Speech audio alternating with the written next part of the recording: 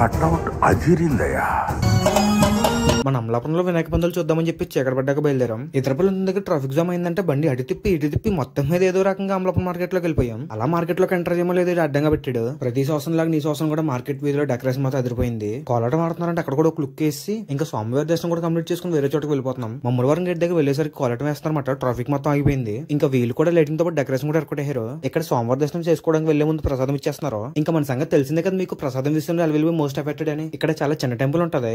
ఇక్కడ కూడా కోలాటం వేస్తారంటే అంతమంది జనాలు ముందుకెళ్లే సాహసం చేయకుండా దూరం నుంచే చూసాము. ఇంకా అలా ఇక్కడ సోమవారం దర్శనం కూడా కంప్లీట్ చేసుకుని తర్వాత డైరెక్ట్ బుజ్జిని తీసుకొచ్చి మహిపాల్ వీధిలో ఆపాను. మన అమలాపురం వీళ్ళు తప్ప ఇంకెవరు శివాజీ మహారాజుని పెట్టలేదు. స్వామివారి పక్కనే శివాజీ మహారాజుని చూసేలోపు చాలా అనిపించింది. ఇంకా తర్వాత నేరుగా గాంధీనగర్ వెళ్ళిపోయాం. అక్కడ కూడా సోమవారం చూసేసి తర్వాత చిన్నమల్లేశ్వర స్వామివారి టెంపుల్ దగ్గరకు వచ్చేసాం. ఇక్కడ బ్యాక్గ్రౌండ్ లో వాళ్ళ నాన్నగారు ఉన్నారు. నల్లా వీధిలో విగ్రహంతో పాటు థీమ్ కూడా చాలా బాగా నచ్చింది నాకు. స్పేస్ థీమ్ అనుకున్నట్టున్నారు, చాలా బాగా డిజైన్ చేశారు. అన్ని వినాయకుడి బండ్లు ఒక వీడియోలో చూపించడానికి అవ్వట్లేదు. కనమ వినాయకులు కూడా కవర్ చేయాలంటే మీరు పార్ట్ 2 అని కామెంట్ చేయండి. ఏవైతే ఇంకా కవర్ చేయలేదు అవి పార్ట్ 2 లో కవర్ చేద్దాం. ఇంకా బంగారు వీధిలో ఉన్న పార్క్ పక్క నుంచి వెళ్ళిపోతుంటే ఈ స్వామివారు కనిపించారు. ఇంకా ఆయన దర్శనం చేసుకుని ప్రసాదం తీసుకుని ఇంటికి వెళ్ళిపోయాను.